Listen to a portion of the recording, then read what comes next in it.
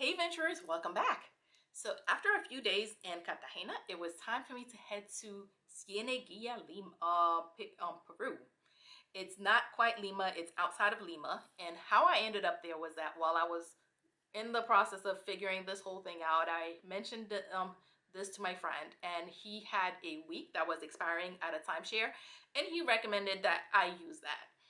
At the time we were talking about it, it was supposed to be $79 for them to change his name, change the thing reservation from his name to my name. That was it. When he called to do that, turns out that there's this fee, that fee, and the other fee. By the end of it, the $79 was $429 or $439, and it was like, okay. But because it was a week, I'm like, you know what, we could still do it because we'd seen the pictures and the pictures look gorgeous. I don't know how old the reviews are. The reviews for this place were good, but I think because it was his account, I think we just looked at the reviews on the surface. I did, if it was my account, I probably would have delved a little further into like recent reviews, but we looked at the reviews. They look good, and the place, so I'm like, okay, let's do it. By the time I paid the $430 or whatever it was, and I was set. So that's why and I even had to change the order of my trip, because before it was gonna be Cartagena, Colombia, Cartagena, Bogota, and then leaving the country. But because they only had that week available, I had to go to that week and then come back. No problem. I get there. Of course, it's late at night, and one of the reasons I was interested in Cieneguilla was that it was more of a, it felt more like a nature retreat than what I had been doing, which was more city and vibrant. This one was supposed to be a lot more laid back and chill kind of experience. Great, my type of thing. 8 o'clock, I get there. It took about an hour to get to the hotel. By then it's super dark, and the whole getting there is all twists and turns and mountains, and I was just like, oh, like the way the driver was going, I saw my life flash before my eyes a few times. I get there. The only nice thing I have to say about Sauce Alto is that the bellman, the night guard, I don't know what he is, like there's a really tall guy there. He's the one that handles receiving guests if you show up late. He was amazing. He was awesome. He was great. That's the only nice thing I have to say about that place. The property itself outside is really nice. There's a pond right outside, and it looks very relaxing. The views are gorgeous. You could definitely see that the place at one point used to be something. Once you get through the door, that's it. The place was awful.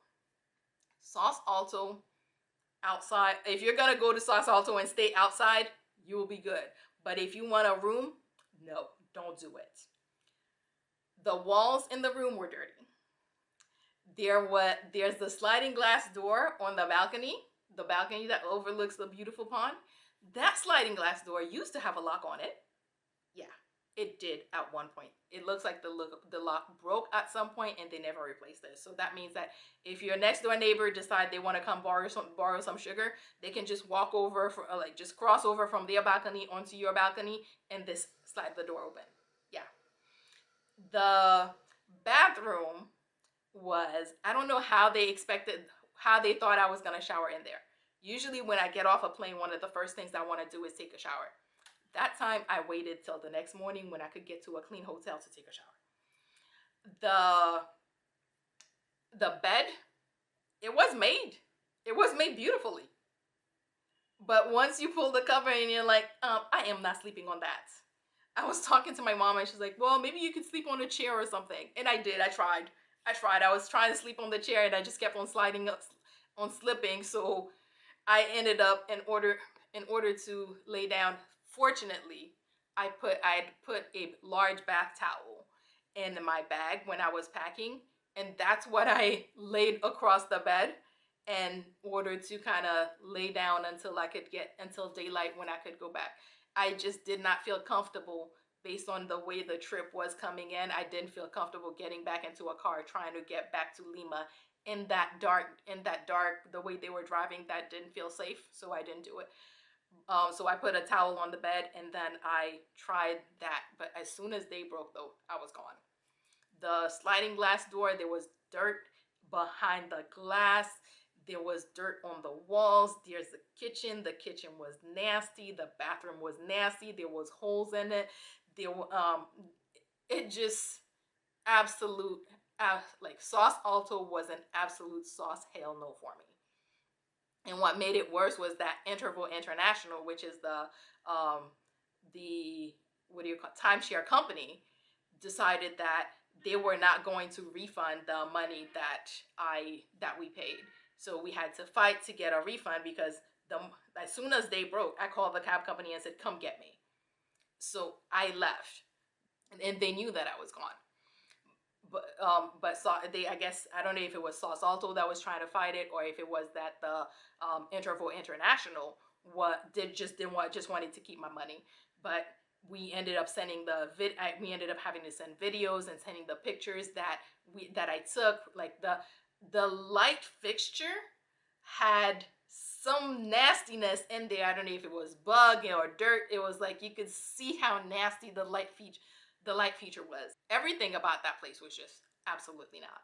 So in the end, I ended up getting I got most of the money back, but they ended up keeping the $79 that was used to change the name. So Interval International, I don't mind naming you because you have my money. You owe me $79. So because you owe me $79, I could say, yeah, I used Interval International and it was a terrible experience.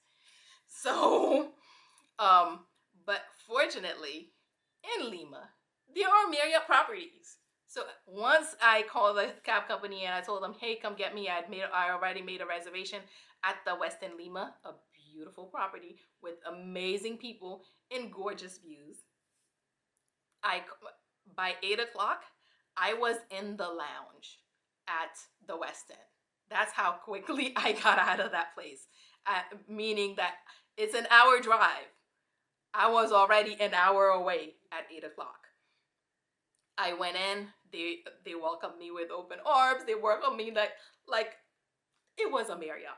I felt like I came to Marriott. So they checked me in. It was too early for me to be able to get a room because it was like 7 something when I arrived, I'm guessing. So they did the process of checking me in, and they got me into the club lounge where I was able to have breakfast, do some work, and just kind of chill while I waited for the my room. So that worked out really good. Oh, here's a kicker. I had a room pretty high up at the Westin, and I happened to be sitting at the desk, and I turn around, and in the grass outside on the street is an ad, because I guess one of the way they promote different businesses promote themselves is by designing their logo or just putting something in the little grass area in the medians. So I look outside my window, and there's Sauce Alto's promo. It was like they were trying to taunt me or something, but I left it alone. I had to look at the name Sauce Alto for a couple of days, but that's neither here nor there. I was just happy not to be there. My time in Lima was just, since it was supposed to be a nature kind of laid back, natural vibe type situation, I didn't have many plans. So I got to just explore the city on my own, go to different little local spots and just chill for a bit, which I really enjoyed doing. So it was like a very low pressure look at experience Lima. And I did that on my own for a few days, and it was nice. One thing that really stood out, that really bothered me, was because I had planned on being in Cieneguilla for a whole week, I did not make plans to go to Machu Picchu because I was already going to be paying for a whole week of hotel in Cieneguilla. I didn't want to have to pay for a hotel in another place while I had that's how I justified it in my head. So when I was at the Westin, and I'm like, oh, I can just leave and come back.